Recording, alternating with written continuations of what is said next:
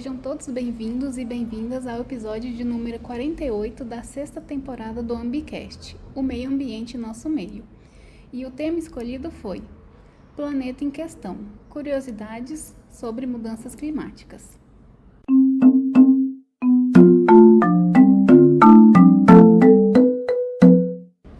Mas afinal, o que são mudanças climáticas? Elas acontecem todos os dias? Como podemos saber com certeza que o clima está mudando? Nós, seres humanos, somos a espécie mais vulnerável a essas alterações? O que pode ser feito para mitigar esses efeitos e o que já está sendo feito? Será que ainda temos tempo de reverter esses impactos? Essas e muitas outras questões serão respondidas ao longo deste episódio. Fique com a gente para descobrir. Bom, eu sou a Mariana, estudante do curso de Engenharia Ambiental e Sanitária. Eu sou a Júlia, também sou do curso de Engenharia Ambiental e Sanitária. E eu sou o José Lucas, também estudante do curso de Engenharia Ambiental e Sanitária. E como convidado especial, hoje nós temos a professora Samara. Por favor, Samara, se apresente. Oi, gente, meu nome é Samara Carboni, eu sou professora no curso de vocês, professora de vocês, na Engenharia Ambiental e Sanitária da UFO, e eu trabalho com a minha área de formação. Na verdade, eu sou eu sou engenheira química, mas eu sempre falo que no coraçãozinho bate engenharia ambiental, e a minha formação depois vai para a área de um pouco de meteorologia, a parte de física e química da atmosfera, E eu trabalho muito com a parte com aerossóis atmosféricos, que é uma coisa que a gente pode conversar até um pouco depois, mas é um tipo de poluente, é um constituinte, na verdade, da nossa atmosfera, que tem aí várias implicações para clima, saúde, entre outras coisas. Então, essa é a minha área de atuação. As mudanças climáticas, elas são alterações de longo prazo nas temperaturas e nos padrões climáticos.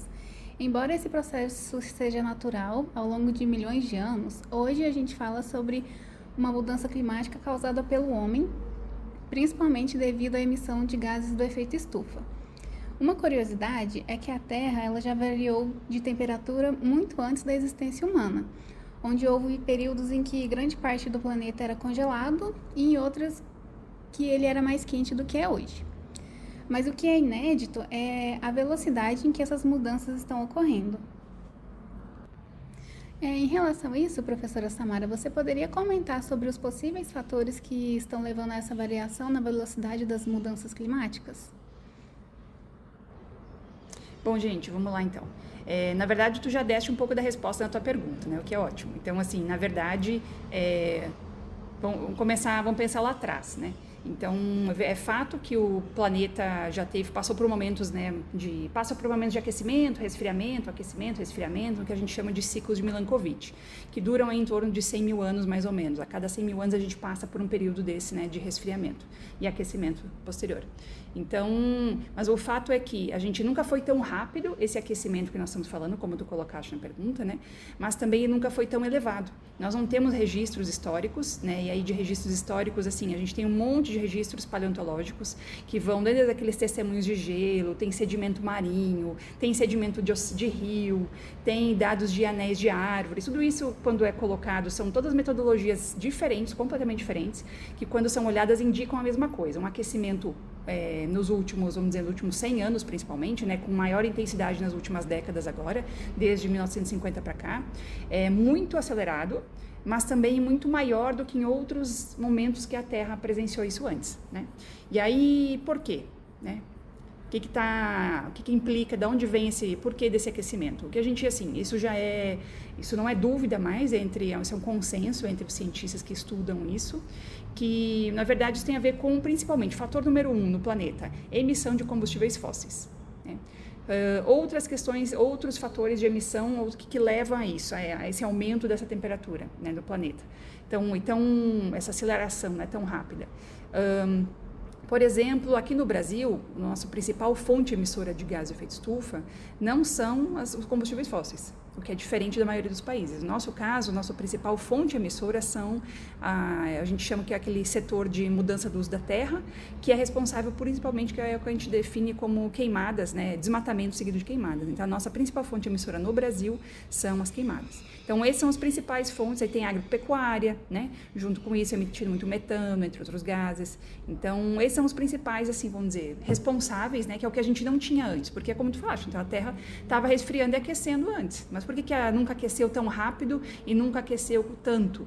Porque antes a gente não tinha a raça humana, a espécie humana aqui, né, explorando combustíveis fósseis, queimando a vegetação, utilizando de técnicas agropecuárias e suas emissões. Então, esses são os principais motivos.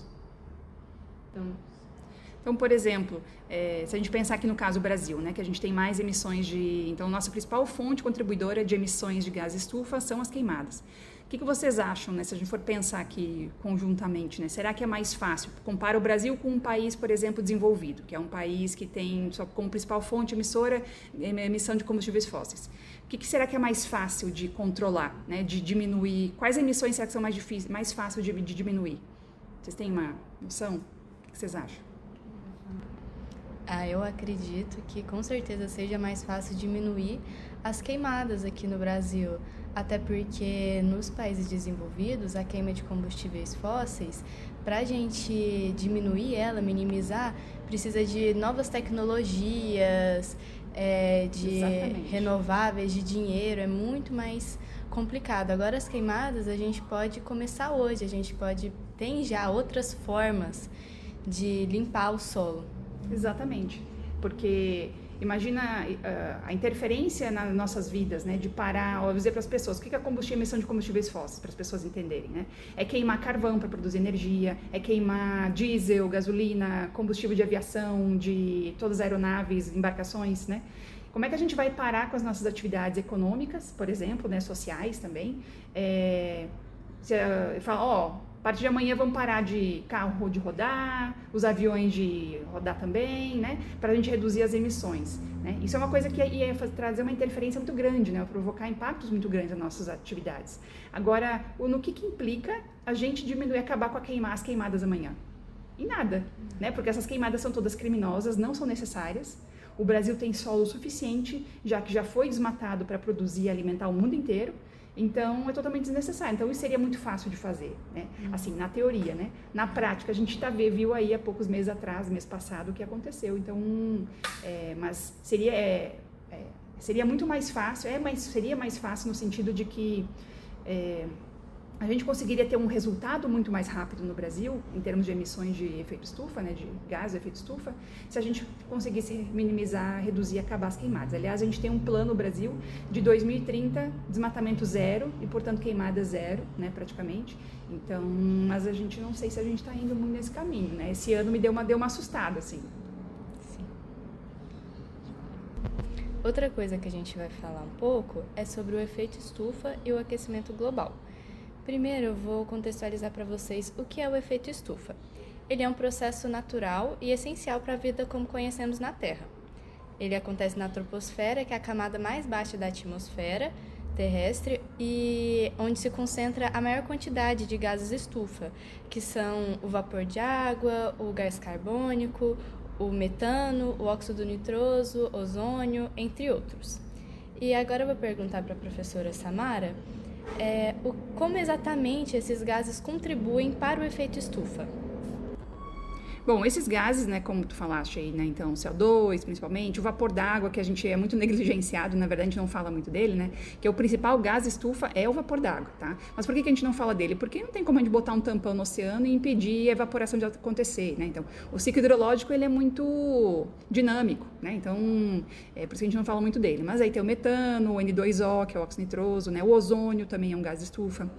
O que acontece com esses gases? Eles interagem com uma radiação de onda longa. O que é isso? O Sol emite radiação para o planeta, né? A gente recebe aqui na superfície radiação de onda longa, de onda curta, então é o que vocês ouvem falar de infravermelho, mas principalmente ultravioleta, visível, ondas curtas, né? Que são ondas que têm mais energia associada, tudo isso a gente recebe.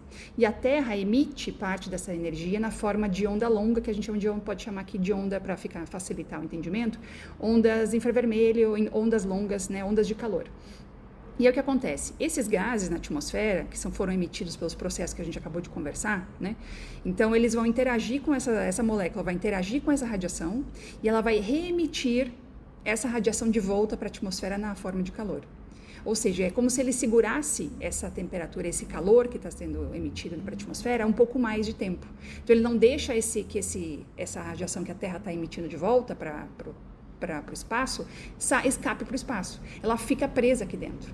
E pelo fato dela ficar presa aqui dentro, é o que faz com que a temperatura, então, do ar, né, da atmosfera, então, aumente e aqueça. Então, é isso que provoca o efeito estufa. E nunca é demais lembrar que o efeito estufa, ele é fundamental para a vida, como foi falado no início do programa aqui, né? Ele é super importante, ele garante que a Terra tenha passado, porque se nós não tivéssemos gases estufa, gente, nossa atmosfera tem uma temperatura média do nosso planeta de menos 15 graus Celsius, né? Imagina, menos 15 em média, isso significa que tem lugares que vão ser muito mais frios, né? Então, e a nossa temperatura média hoje deveria ser alguma coisa em torno de mais 15 graus positivos Celsius, né? Então, vejam que essa diferença aí de quase 30 graus, né, é função dos gases estufa. O problema que nós estamos aqui questionando, né, que nós estamos não questionando mais, mas estamos afirmando, falando, é a exacerbação, ou seja, a intensificação desse efeito estufa, né? Porque tem muito mais gás estufa sendo emitido e, portanto, intensificando esse fenômeno e, portanto, aquecendo o planeta Terra mais além do que ele deveria aquecer, tá? Essa é a questão. Então, Samara, nos últimos tempos, desde o começo do ano mesmo, a gente tem ouvido falar muito que o estado atual da Terra não está mais em aquecimento global, mas em ebulição global. Você pode explicar mais sobre esse termo, se ele realmente está sendo adequadamente usado ou não? Então, esse termo, ebulição global, ele veio para trazer assim, mais atenção, né? Pelo menos esse é o meu entendimento, né? Que ele veio para chamar atenção com relação a esse que a gente falou no início, dessa aceleração desse aquecimento, né? Que está se intensificando cada vez mais esse aquecimento global. Então, quando fala aquecimento global parece que... Acho que quando fala ebulição global, as pessoas parecem que dão assim, nossa, ebulição, quer dizer que o negócio está quente, né? E, de fato, ele não foi criado nada, né? Ele tem a ver com o fato de que realmente a gente tem observado um aumento, um aceleramento dessas temperaturas, né? Principalmente ano passado e esse ano, que são anos que a gente está sob essa ação aí principalmente do El Niño, né? Aqui na América do Sul, principalmente. Então, a gente tem observado esse aumento das temperaturas. Então, ele vem para trazer essa ideia, né? Para as pessoas. Professora, e o aquecimento global, ele causa mudanças climáticas. Eu quero saber onde que a gente já pode notar essas mudanças?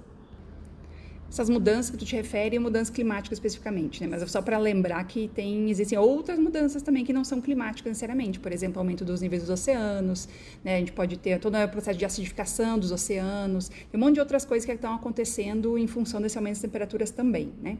Mas em termos de mudanças, quando a gente fala, então, assim, a intensificação desse fenômeno natural, né? Que não é mais natural, então, o efeito estufa, a gente observa um local, assim, uma coisa para observar, uma coisa que eu acho que vocês já têm observado no dia a dia de vocês, são o que a gente chama sempre de intensificação dos extremos, eventos extremos, né? O que são eventos extremos? São eventos, aí, por exemplo, quando chove uma quantidade de chuva muito grande num período muito pequeno, né? Então, isso traz, ou então quando a gente tem essas tempestades, normalmente junto com chuva, vem esses ventos muito fortes, né? Com velocidades aí maiores do que o normal, do que seria, sei lá, dentro de uma normalidade, né? Então, tudo isso é que a gente chama de eventos extremos. Então, isso é uma das mudanças que a gente já observa. Por quê? Porque a gente tem que pensar o seguinte, né? Imaginem assim, o planeta está com mais gás estufa. Então, a atmosfera ficou mais quente. A atmosfera mais quente, ela faz com que o oceano, a parte de cima do oceano, a camadinha de cima, fique mais quente também. Se essa camadinha fica mais quente, ela evapora mais também. Então, eu tenho mais vapor d'água na atmosfera.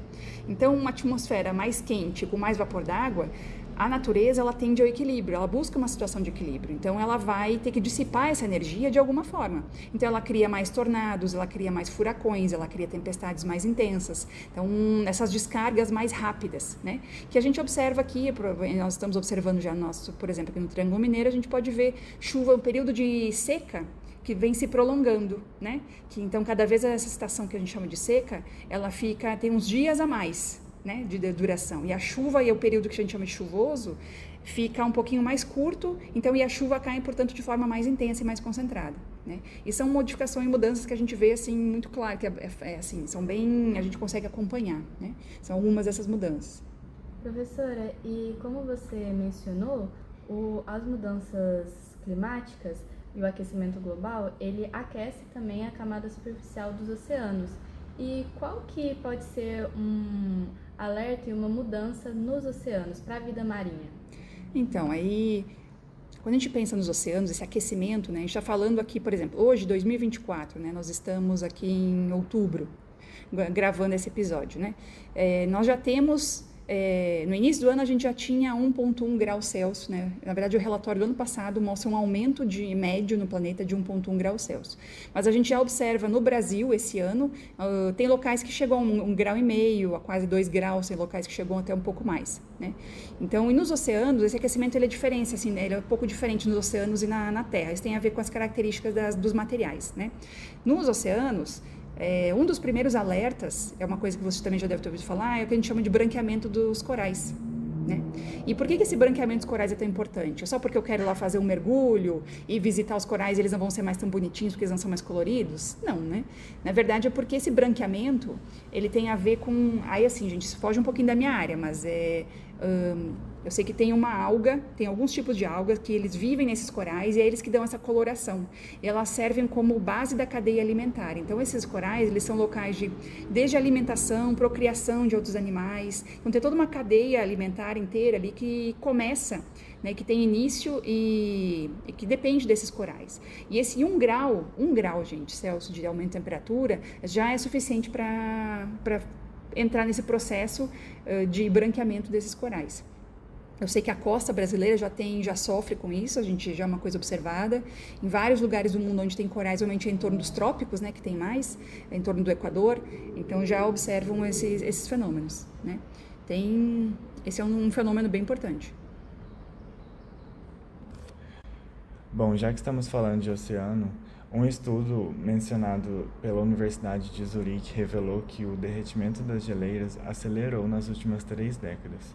E essa perda de gelo já alcança 335 bilhões de toneladas anuais. E esse derretimento das geleiras anuais, ele contribuiu já para o aumento do nível dos oceanos em 2,7 centímetros desde 1961. Além disso, as geleiras do mundo têm gelo suficiente para aumentar o nível do mar em quase meio metro. E, Samara, eu gostaria de te perguntar, diante desse aumento do nível do mar, quais seriam os impactos ambientais? Bom, para a gente pensar nos impactos ambientais, vou fazer um exercício aqui para a gente pensar juntos, né? Beleza, vamos pensar juntos então, assim, né, no impactos do aumento do nível dos oceanos, né? Imaginem, assim, um número que eu tenho na cabeça, não sei se está muito atualizado, mas alguma coisa em torno de 1 bilhão de pessoas do nosso planeta moram em áreas costeiras. Pensem no Brasil, por exemplo, em toda a costa que o nosso Brasil, que o nosso país tem, né? E que como as nossas cidades estão mais desenvolvidas, as nossas cidades mais populosas, talvez, que tem mais pessoas, mais número de habitantes, né? Como elas estão concentradas nas regiões costeiras, né? Então, a gente já vai começando a pensar, né? Se essa água subir, né, e aí tu trouxeste alguns números aí, né, conforme essa água vai subindo, e ela tem subido, quais são os impactos disso, né? A gente pode pensar, por exemplo, erosão costeira nas costas, né, o aumento de erosão. Pensa nas comunidades tradicionais que vivem da pesca, né? A gente teve um episódio aqui há pouco tempo atrás que eles conversaram sobre manguezais, né? Então, né, os manguezais dependem muito dessa coisa, esse encontro da água doce com a água salgada, né? Então, todos esses manguezais, muitos manguezais são justamente nessas zonas costeiras, né? Então, como que esses animais, por exemplo, que vivem ali, toda essa fauna e flora mesmo, né, vão ficar? Como que as comunidades que vivem à base da pesca, e da pesca também do camarão e desses animais que vivem nessas encostas, como que eles vão sobreviver, né? Então, a gente está falando provavelmente vai levar a muitas migrações, e aí a gente teve um episódio também de migrações climáticas, né? Então, se essas pessoas estão morando nas encostas, elas vão ser as mais afetadas, e as primeiras a serem afetadas nesse caso, subindo o nível do mar, né, dos oceanos. Então, eles vão precisar migrar para outros locais. Aí vem a gente pode pensar em vários problemas ambientais que levam a problemas sociais também. Por exemplo, essas pessoas indo para outras regiões, vai ter outras regiões para elas irem? Vão ser regiões onde... como é que vão ser os preços? Eles vão ter que comprar casa nesses lugares onde eles vão? Porque hoje eles moram na encosta ali já há centenas de anos, né? Ou estão muito ambientalizados naqueles espaços. Como é que vai ser no futuro? Para onde que eles vão? Né? Então, esses são alguns dos impactos, né? A gente pode pensar, que mais? Vocês lembram de mais alguma coisa? O fator econômico e social pesa muito, né, nessa parte, até porque a pessoa ela já viveu, nasceu ali com aquele estilo de vida, então é muito difícil você tirar essa pessoa de lá. E ia ter que ser uma coisa governamental. E é muito complicado tratar desse tipo de coisa quando vai mudar a pessoa de lugar, tirar ela daquele ciclo social que ela já vive. Exatamente. Então, tem toda essa questão. Imagina, por exemplo, inundações, né? Ou então, quando a água sobe, a água dos oceanos, e ela se mistura, por exemplo, com água doce. A gente pode ter contaminação de água, por exemplo, né? Então, proliferação de doenças, tem uma série de questões, sem falar nos animais, na procriação, né, desses animais todos que estavam acostumados com aquele tipo de sobrevivência ali, né? Então, são algumas questões. Os impactos não serão pequenos. E a gente já tem lugares, assim, não vou saber dizer o nome agora exatamente, mas... eu sei que em algumas praias dos Estados Unidos, ali na Flórida, eu não sei dizer se é perto de Miami, em torno ali. Eu vi uma reportagem esses dias que falava dessas pessoas, que olha só como é que é, né? A especulação imobiliária. Já estão de olho nisso, portanto, já estão comprando áreas, né, próximas às encostas, porque eles já estão prevendo que essas pessoas que têm casas, aí eu estou falando pessoas que moram na encosta, eles vão ter que sair dali, ninguém vai querer comprar essas casas, porque são regiões, quem é que vai querer morar onde a água está pegando, né?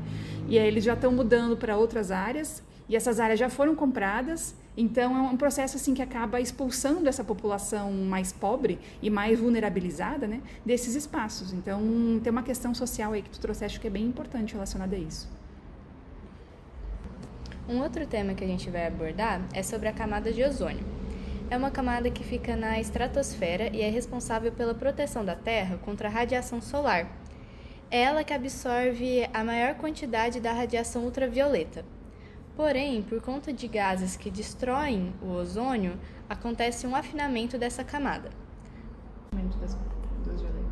Professora, e a destruição da camada de ozônio afeta no derretimento das geleiras? Olha, essa é uma pergunta muito boa, porque essa é uma confusão que é comum de se fazer, né? Porque é tudo falando de radiação, radiação com gases na atmosfera, então, né, ninguém é obrigado a saber que tem bandas de radiação diferente, que tem gases diferentes, né? Mas uma coisa não tem relação com a outra, tá? Não pelo menos de forma direta. Por quê? Porque quando a gente fala de atenuação dos raios ultravioletas, né? Então, quando a gente fala que a camada de ozônio, ela protege quem está na superfície, animais, plantas, né? Animais humanos e não humanos, porque ela faz com que menos radiação ultravioleta chegue na superfície, tá? Só que essa radiação ultravioleta não é responsável pelo aquecimento do planeta. Então, ela não vai ter interferência nenhuma. Se chega mais ou menos ultravioleta em si, ele não vai ter interferência nenhuma no derretimento de geleiras, aumento do nível do mar, né? Porque esse fenômeno que a gente está falando de aquecimento global, são outras moléculas que nós estamos falando, que elas vão ter um efeito, que elas interagem com a radiação infravermelha, que é um outro tipo de radiação, que daí nesse caso é emitida principalmente pela Terra, e aí é essa radiação que vai promover esse aquecimento, tá? Quando ela interage com os gases, a estufa que a gente estava conversando antes. Professora, e outra pergunta, se é correto dizer que tem um buraco na camada de ozônio, que a gente vê em muitas notícias, eu queria saber para tirar essa dúvida. Uma vez eu até vi uma charge, assim, que se eu pudesse mostrar aqui, né, eu vou tentar ilustrar ela com palavras. Uma charge de jornal, assim, perguntava, né, por que o efeito estufa, os gases do efeito estufa não escapam pelo buraco da camada de ozônio, né, que ilustra um pouco isso do que a gente está falando, essas associações, né.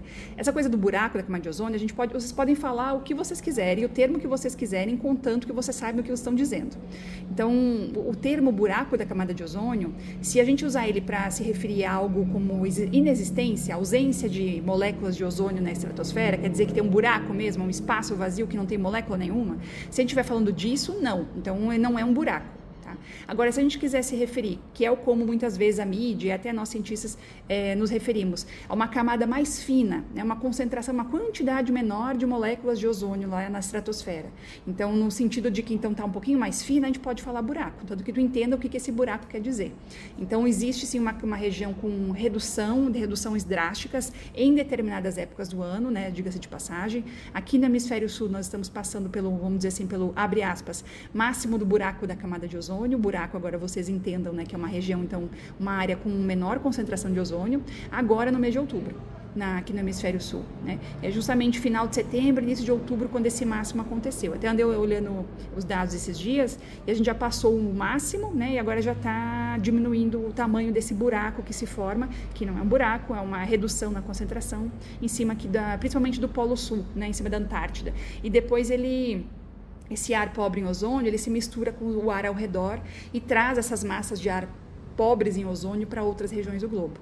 Bom, agora que a gente já discutiu sobre os efeitos e algumas consequências, o que tem sido feito para minimizar esses efeitos?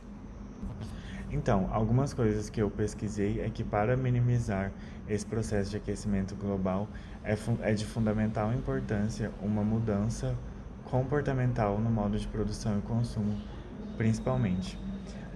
E entre essas possíveis atitudes a serem tomadas estão, por exemplo, a redução do desmatamento e também intensificar o reflorestamento, além de conter a produção industrial desenfreada e optar por produtos biodegradáveis e principalmente reduzir o uso de combustíveis fósseis e investir em novas tecnologias mais renováveis. Isso aí.